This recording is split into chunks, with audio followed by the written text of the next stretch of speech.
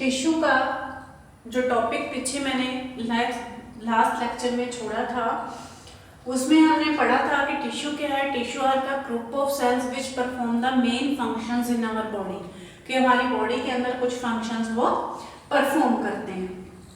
अब उसमें मैंने टिश्यूज की आपको 4 क्लासिफिकेशन बताई थी। फर्स्ट था उसके अंदर एपिथेलियल टिश्यू, नेक्स्ट था nervous tissue, muscular tissue and connective tissue. Epithelial tissue को हम फर्स्ट लेक्चर के अंदर डिस्क्राइब कर चुके थे कि एपिथेलियल टिश्यू क्या है। एपिथेलियल टिश्यू जो हमारी बॉडी की आउटर और इनर कवरिंग सब जो है एपिथेलियल टिश्यू के ऊपर डिपेंड करती है। उसके आगे जो भी क्लासिफिकेशन थी सिंपल एपिथेलियल और कंपाउंड और ट्रांजिशनल एपिथेलियल टिश्यू। तो आज के इस लेक्चर में जो मैं नेक्स्ट टिश्यू हम पढ़ेंगे that is the nervous tissue, tissue number 2। This is the part second of the या lecture second of the tissue and then this is the nervous tissue.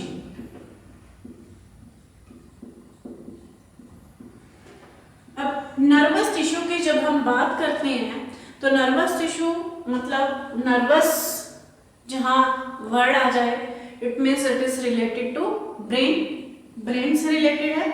अब जो अगर जैसे ब्रेन है, ब्रेन का जो बेसिक सेल है, जैसे हर बॉडी ऑर्गन में एक्चुअली क्या है कि जैसे जो हमारे ऑर्गन्स हैं, ऑर्गन्स के अंदर जो एक स्पेसिफिक तरह के सेल्स होते हैं वो सेल्स आगे टिश्यू बना के हमारी बॉडी के अंदर उस पार्ट का फंक्शन करते हैं। जैसे सपोज जैसे अगर मैं ब्रेन की बात करूं, जो ब्रेन का जो बेसिक सेल होता है दैट इज द न्यूरॉन, जिसको हम न्यूरॉन बोलते हैं।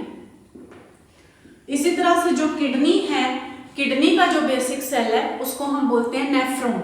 रूटीन में जो स्टूडेंट्स हैं न्यूरॉन और नेफ्रॉन वर्ड में बड़ा कंफ्यूज करते हैं, लेकिन ये दोनों चीजें बिल्कुल टर्म अलग अलग हैं। न्यूरॉन जो है वो ब्रेन का बेसिक सेल है, मतलब जो न्यूरॉन हमारा ब्रेन बना हुआ है वो न्यूरॉन्स सेल से मिलके बना हुआ है, और जो नेफ्रॉन्स हैं वो किडनी के हैं। इसी तरह से सभी मतलब अलग अलग तरह के सेल्स हैं हमारे बॉडी ऑर्गन में। जैसे जैसे टॉपिक्स आएंगे तो हम डिस्कस करेंगे।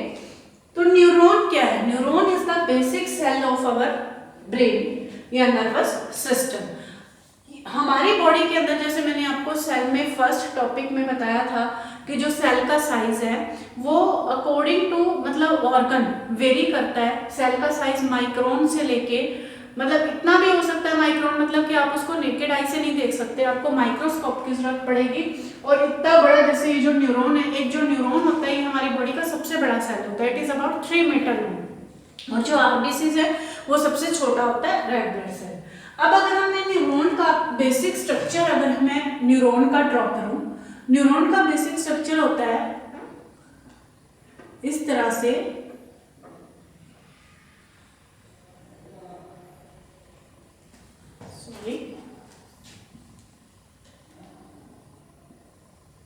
इस तरह से कुछ न्यूरॉन का बेसिक स्ट्रक्चर है।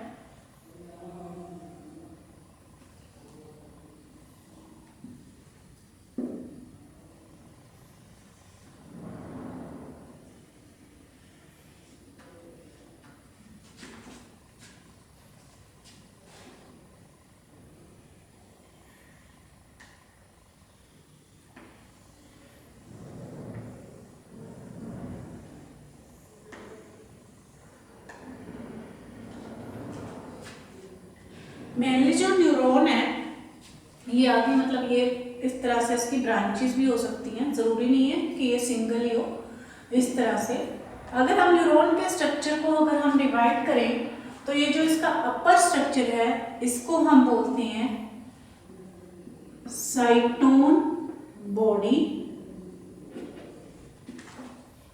या इसको हम बोलते हैं डेंड्रॉन्स।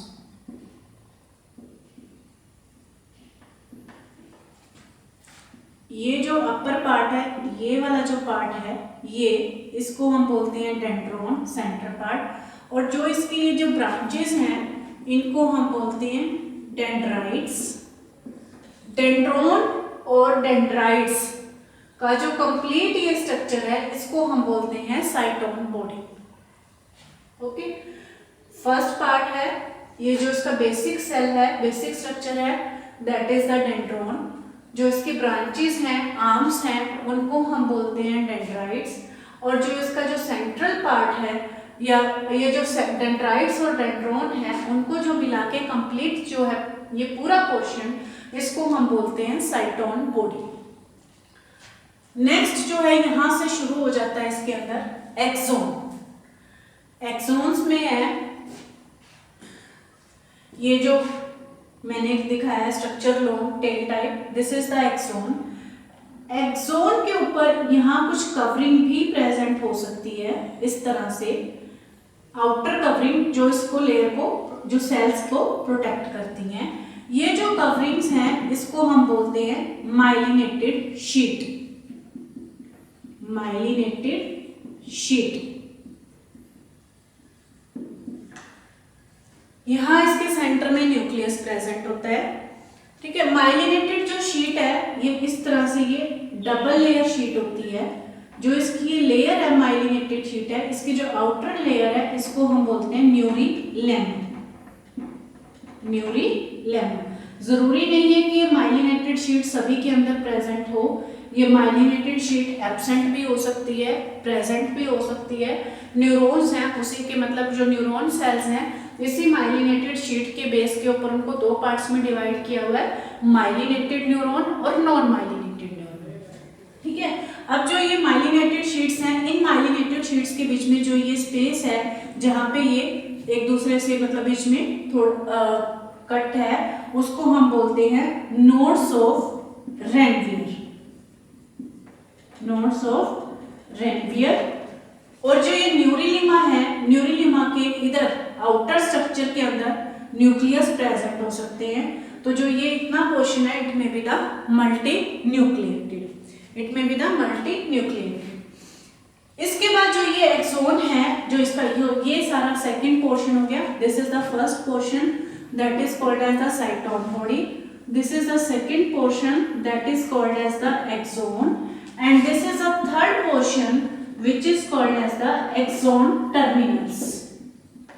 Terminals मतलब endings, axon का end. This is a third portion which is called as the axon terminal. अब जो ये न्यूरॉन है, न्यूरॉन मेनली ये काम क्या करता है? अब हमारी बॉडी के अंदर जैसे हमारे जितने भी सेंस ऑर्गन्स हैं, आईज है, नोज है, 5 सेंस ऑर्गन्स हैं, स्किन है, ईयर है और जो टंग है, ये जो जितने भी इन्हीं सेंस ऑर्गन से हम फील करते हैं कि कोई चीज़ टेस्ट में कैसी है, कोई चीज़ देखने में कैसी है, या कोई चीज़ टच करने में कैसी है, गर्मी है, सर्दी है, या किसी भी तरह की कोई हीट है, कोई गर्म चीज़ ज़्यादा है, कोई ठंडी ज़्यादा है, खट्टी है, मतलब ये सब चीज़ें जो हम फील कैसे करते हैं जब हम किसी चीज़ को सपोज टच करते हैं। जैसे सपोज कोई भी तेज़ गर्म चीज़ है, जब मैं उसको टच करूँगी तो मेरी स्किन को वो एकदम से गर्म लगती है, लेकिन मेरी स्किन उसको महसूस कैसे करती है? एक्चुअली जो ये न्यूरॉन सेल्स हैं वही इसके लिए एक मैसेज लेके जाने का काम करते हैं। ये तो एक सिंगल सेल है जो मैंने स्ट्रक्चर बनाया है, ये इसी तरह से मतलब एक सेल का अगर हम स्ट्रक्चर ड्रॉ करें तो एक सेल का जो न्यूरॉन है, एक सेल के जो डेंड्रोन्स हैं, यहाँ दूसरे सेल के न्यूरॉन्स इसके साथ आके यहाँ पे कनेक्ट हो जाते हैं। कि अगर हम ग्रुप ऑफ सेल्स बनाएं कि हाँ ये टिश्यू कैसे बन रहा है, टिश्यू है कि ये फर्स्ट सेल के जैसे यहाँ है, ये दूसरे सेल के यहाँ पे, यहाँ ये दूसरे सेल के यहाँ पे एक्सोन्स हैं इस तरह से जो यहाँ आके जुड़ जाएंगे। दूसरे सेल्स के ये एक्सोन्स हैं, मतलब दूसरे सेल के एक्सोन से ये जो न्यूरॉन्स हैं हमारी बॉडी के अंदर मैसेज ब्रेन तक लेके जाते हैं और ब्रेन से वापस रिस्पॉन्स लेके आते हैं। जब हम किसी भी चीज़ को सपोज टच कर रहे हैं तो टच करके जो नर्व्स हैं, जो हमारे न्यूरॉन्स हैं, एक तरह के न्यूरॉन्स होते हैं, वो हमारे ब्रेन तक मैसेज लेके जाएंगे कि ये चीज़ को हमने टच किया है। ब्रेन उस मैसेज को रीड करेगा, उस मैसेज को रीड करने के बाद वो हमारी स्किन को वापस, हमारे उसी पर्टिकुलर सेंस ऑर्गन को वापस रिस्पॉन्स सेंड करेगा कि वो ज़्यादा गर्म है, उससे अपना हाथ हटाएं या उसको टच ना करें, तो एकदम से हम उसको खींच लेते हैं। तो कुल मिला के जो एक मैसेंजर का काम है हमारे ब्रेन तक, वो कौन करता है? न्यूरॉन करता है। करता कैसे है? एक्चुअली जो ये न्यूरॉन है ये सीक्वेंस वाइज, जैसे ये एक न्यूरॉन है, ये एक न्यूरॉन का डेंड्रोन है, यहाँ पे सपोज एक्सोन है, फिर दूसरे का डेंड्रोन, फिर उसका एक्सोन, इस तरह से ये एक दूसरे से इंटरकनेक्टेड होते हैं। दो तरह के नर्व फाइबर, जब ये बहुत सारे न्यूरॉन्स आपस में कनेक्ट हो जाते हैं एक दूसरे से, उसको हम बोलते हैं नर्व फाइबर, राइट। अब मैं बताती हूँ कि ये एक्चुअली वर्क कैसे करते हैं। ये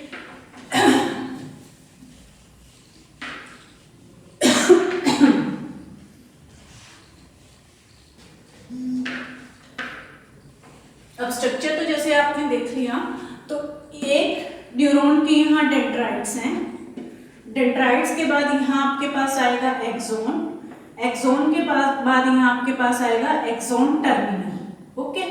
ये आपके पास है neuron 1, this is the neuron 1, एक सेल है, ठीक है। अब दूसरे ये जो एक्सोन टर्मिनल है किसके साथ कनेक्ट होते हैं, दूसरे सेल के डेंड्राइट के साथ, फिर से यहाँ पे क्या आएंगे एक्सोन, फिर यहाँ क्या आएंगे एक्सोन टर्मिनल, ठीक है। ये फिर ये हो गया हमारे पास, ये जो है this is the neuron 2।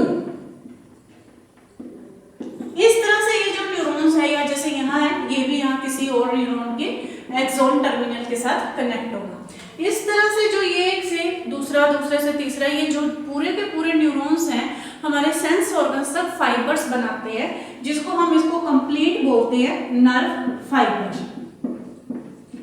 Nerve fibre. ये नर्व फाइबर हमारी बॉडी में दो तरह के नर्व फाइबर्स होते हैं, एक तो होते हैं एफरेंट नर्व फाइबर्स और एक होते हैं इफरेंट नर्व फाइबर्स। अब जो ये एफरेंट नर्व फाइबर्स हैं, जब हम किसी चीज को टच करेंगे तो ये एफरेंट नर्व फाइबर्स हमारे ब्रेन तक मैसेज लेके जाते हैं। ब्रेन का जो एक पर्टिकुलर पार्ट जो स्किन के साथ डायरेक्ट कनेक्ट है, वो उस मैसेज को रीड करेगा और वापस एफरेंट नर्व फाइबर के थ्रू मैसेज वापस जाता है हमारे सेंस ऑर्गन पे, और उस सेंस ऑर्गन से हम उस चीज को फील करते हैं।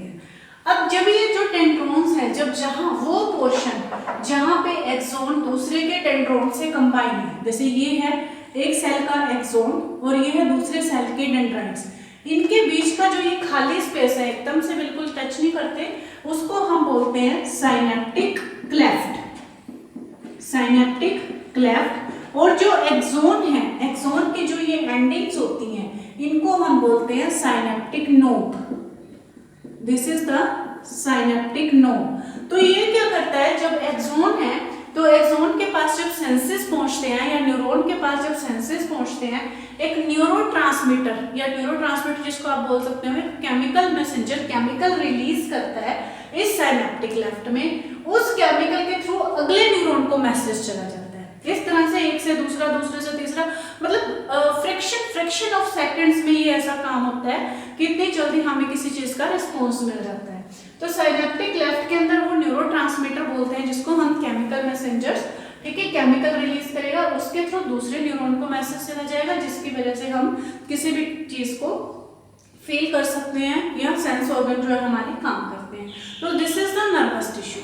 सो नर्वस टिश्यू का जो एक्शन होता है, नर्वस टिश्यू का एक्शन कोई वॉलंटरी नहीं होता, नर्वस टिश्यू का एक्शन ब्रेन के ऊपर डिपेंड करता है। तो मेनली नर्वस टिश्यू के अंदर जो हमारा न्यूरॉन है, न्यूरॉन डिफरेंट तरह के माइलिनेटेड और नॉन माइलिनेटेड, मैंने बताया था कि दो तरह के होते हैं, जिनके अंदर माइलिन की शीट प्रेजेंट होती है वो माइलिनेटेड न्यूरॉन होते हैं, जिनके अंदर माइलिनेटेड शीट प्रेजेंट नहीं होती वो नॉन माइलिनेटेड है। तो जो माइलिनेटेड जो न्यूरॉन है वो मैसेंजर ज्यादा फास्ट लेकर आते हैं, फास्टली काम करते हैं as compare to non myelinated neuron. So neurons क्या है या नर्वस टिश्यू क्या है? Nervous tissue are the chemical messengers, या nervous tissue are the neurons which act as a chemical messenger in our body। जो हमारी बॉडी के अंदर एक केमिकल मैसेंजर इसलिए बोला है क्योंकि न्यूरोट्रांसमीटर रिलीज होता है तभी वो आगे काम करते हैं, मैसेज कन्वे करते हैं। which act as a chemical messenger which मतलब कि help to show the response या help to feel the word। जो हम वर्ड जो फील कर रहे हैं या जो भी है वो हमारे न्यूरॉन की वजह से ही होता है, जो हमारे नर्वस टिश्यू की वजह से ही होता है। Next is the muscular tissue. Third one is muscular tissue. Muscular tissue क्या है? अब muscular tissue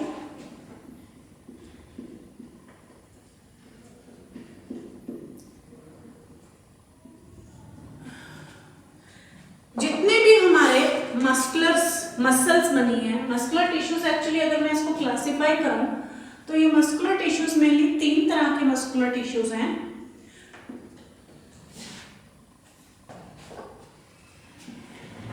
स्केलेटल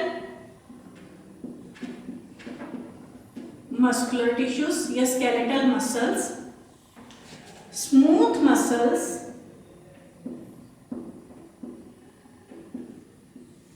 या कार्डियक मसल्स।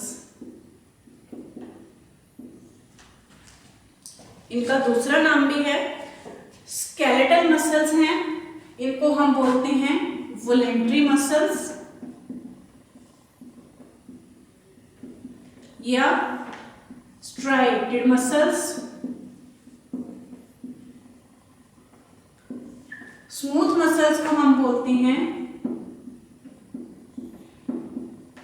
इनवोलेंट्री मसल्स या नॉन स्ट्राइटेड मसल्स। और कार्डियक मसल्स है, ये भी कार्डियक नाम से क्लियर है कि हार्ट के अंदर प्रेजेंट है, और हार्ट है वो इनवोलेंट्री काम करता है, इनवोलेंट्री मसल्स। और जो कार्डियक मसल्स हैं these are the involuntary muscles. तो जैसे अगर हम एक एक मस्कुलर टिश्यू को अगर हम रीड करते हैं, बहुत इंपॉर्टेंट टॉपिक है मस्कुलर टिश्यू। इनफैक्ट टिश्यू का सारा टॉपिक ही बहुत इंपॉर्टेंट है। इसमें जो मैंने अभी आपको न्यूरॉन का पीछे नर्वस टिश्यू पढ़ाया है, उसके अंदर न्यूरॉन का जो डायरेक्ट ही क्वेश्चन आ जाता है कि to explain the diagram of the neuron. Just एक न्यूरॉन का आप अच्छा सा उसमें एक डायग्राम बनाएंगे। कोई भी एनाटॉमी फिजियोलॉजी की कोई भी बुक आप रेफर कर सकते हैं, उसके अंदर न्यूरॉन का डायग्राम और उसको आप एक्सप्लेन करेंगे तो जस्ट लॉन्ग क्वेश्चंस के अंदर न्यूरॉन का सीधा क्वेश्चन आ जाता है। इस तरह जो मस्कुलर टिश्यू है, मस्कुलर टिश्यू में रूटीन में जो है इन तीनों में डिफरेंसेस का क्वेश्चन आता है कि स्केलेटल मसल्स, स्मूथ मसल्स या कार्डियक मसल्स को डिफरेंशिएट करो या सभी मस्कुलर टिश्यूज को डिफरेंशिएट करो। ये बहुत ही कॉमन क्वेश्चन है स्केलेटल, ये मस्कुलर टिश्यू का। अब अगर हम इसको पहले पढ़े स्केलेटल मसल्स। स्केलेटल मसल्स क्या है? स्केलेटल मसल का अगर मैं इसमें डायग्राम ड्रॉ करूं तो स्केलेटल मसल्स का डायग्राम कुछ इस तरह से है, इस तरह से। These are the skeletal muscles.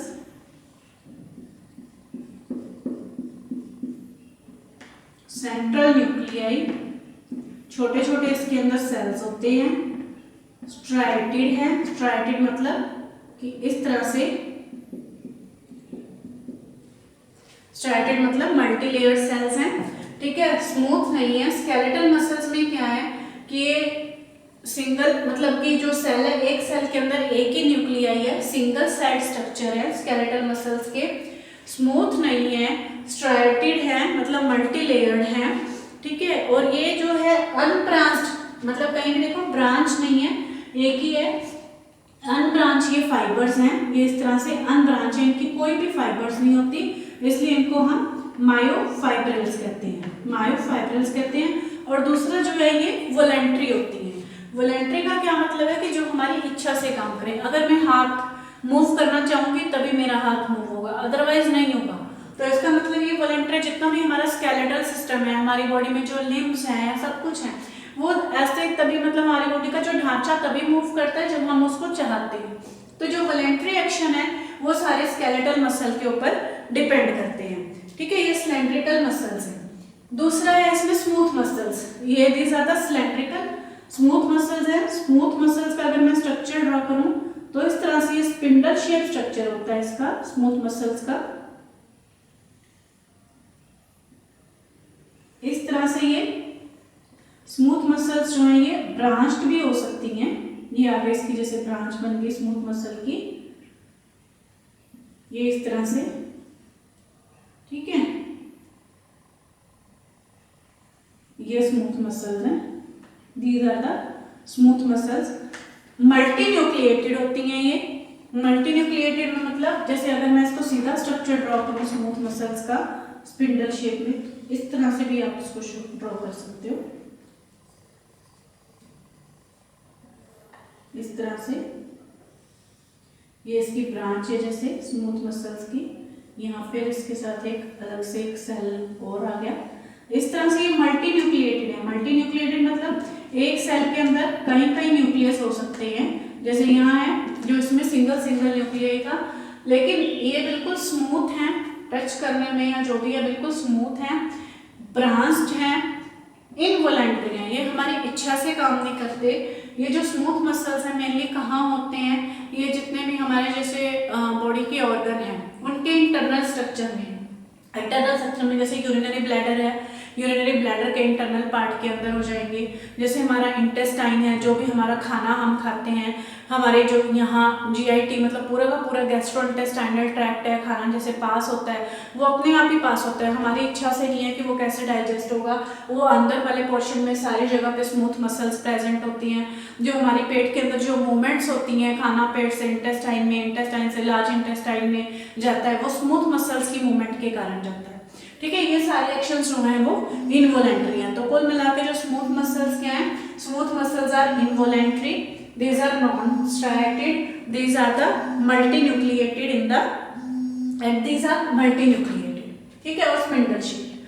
Third one is the cardiac muscle. अब कार्डियक मसल है, कार्डियक मसल हमें पता है कि जो कार्डियक मसल है these are present in the heart। सबसे बड़ी बात तो की है इनवॉलेंटरी है, ठीक है, इनवॉलेंटरी कार्डियक मसल भी कुछ आप ये कह सकते हो कि इसमें कुछ स्ट्राइटेड भी हैं, कुछ नॉन स्ट्राइटेड भी हैं। इस तरह से ये कार्डियक मसल का अगर मैं स्ट्रक्चर ड्रॉ करूं, ये इस तरह से होती हैं, ये ब्रांच्ड होती हैं कार्डियक मसल, ब्रांच्ड के साथ साथ ये भी मल्टी न्यूक्लिएटेड है, एक ही सेल के अंदर कहीं कहीं इसके अंदर जो है न्यूक्लियस हैं, एक दूसरे से ये इंटरकनेक्टेड होती हैं कार्डियक मसल्स, इनवॉलेंटरी होती हैं, अनटायर्ड। एक कार्डियक मसल्स ही हमारी बॉडी के अंदर ऐसी हैं जो 24 आवर्स 30 days 365 month 30 days मतलब 12 months एंड 365 days मतलब कंप्लीट ईयर बिना रुके काम करती है। कहते हैं ना कि हमारी बॉडी में सिर्फ एक हार्ट ही है जो 1 मिनट के लिए भी नहीं रुकता, कभी भी रेस्ट नहीं करता। तो इसमें जो कार्डियक मसल है, जो अनटायर्ड मसल है, जो अनटायर्डली हमारी बॉडी के अंदर काम करती है। तो अब इनके अंदर अगर हम डिफरेंस देखें स्केलेटल मसल, स्मूथ मसल और कार्डियक मसल में, the skeletal muscles these are the striated unbranched single nucleated voluntary muscles cylindrical in shape. Smooth muscles, these are involuntary non-striated multinucleated spindle shaped. These are present in the whole skeletal system, limbs which works under the control of our will. ये जो है सारी की सारी present होती हैं हमारी body के इंटरनल ऑर्गन्स में, जहाँ जितने भी हमारी बॉडी के इनवॉलेंटरी एक्शन होते हैं। और जो कार्डियक मसल्स हैं ये भी ब्रांच्ड मसल्स हैं, स्ट्राइटेड भी हो सकती हैं और अनस्ट्राइटेड दोनों हो सकती हैं, इनवॉलेंटरी हैं और अनटायर्ड मसल हैं जो 24 आवर्स बिना रुके काम करती हैं और ये मल्टीन्यूक्लिएटेड है। So these are the smooth muscular tissues which helps in our body to perform the various function. अब देखो वही जो टिश्यू की मैंने फर्स्ट डेफिनेशन आपको बताई थी कि ग्रुप ऑफ सेल्स हैं जो हमारी बॉडी के अंदर डिफरेंट फंक्शन परफॉर्म करते हैं। स्केलेटल मसल ने अपना, स्केलेटल मस्कुलर टिश्यू ने अपने अलग फंक्शन परफॉर्म किया, स्मूथ मस्कुलर टिश्यू अलग फंक्शन परफॉर्म कर रही है, कार्डियक मस्कुलर टिश्यू अलग फंक्शन परफॉर्म कर रहे हैं। तो हर टिश्यू का एक अपना अपना अलग फंक्शन है जो वो हमारी बॉडी के अंदर परफॉर्म करते हैं। सो दिस वाज द दो कंप्लीट, 3 टिश्यूज हमारे इसके अंदर कंप्लीट हो गए। एपिथेलियल टिश्यू जो मैंने आपको लेक्चर 1 में कंप्लीट किया था, नर्वस टिश्यू और मस्कुलर टिश्यू जो मैंने आज आपको लेक्चर 2 में कंप्लीट कर दिया है। नेक्स्ट जो है हमारा सिर्फ एक इसके अंदर रह गया है कनेक्टिव टिश्यू। तो कनेक्टिव टिश्यू थोड़ा बड़ा है, ठीक है, तो उसको हम जो है नेक्स्ट लेक्चर के अंदर करेंगे, that will be the connective tissue. तब तक muscular tissue, nervous tissue, epithelial tissue है, इस टॉपिक को अच्छे से पढ़िए, अच्छे से रिवाइज करिए। इसके अंदर जो मेनली इंपॉर्टेंट पार्ट है आपका डिफरेंस, क्वेश्चन आप साथ साथ लिख लें तो ज्यादा बेटर है कि difference between the muscular tissue या difference between the smooth muscle, skeletal muscles and cardiac muscle. और सेकंड वन जो इंपॉर्टेंट क्वेश्चन इसके अंदर आपका बनेगा that is the structure of neuron and how the मतलब कि neuron helps to function in our body कि किस तरह से वो हमारी बॉडी के अंदर काम करता है, या give a short note on the nervous tissue. इस तरह के ये रूटीन में क्वेश्चंस आते हैं। और डायग्राम्स जो है, इसमें डायग्राम्स की आपको प्रैक्टिस करनी है। डायग्राम्स की आप जितनी ज़्यादा नीट एंड क्लीन डायग्राम इसके अंदर ड्रॉ करेंगे, आप उतने ही अच्छा अपने एग्जाम्स के अंदर स्कोर कर पाएंगे। तो एनीवे नेक्स्ट लेक्चर में हम कंटिन्यू करेंगे कनेक्टिव।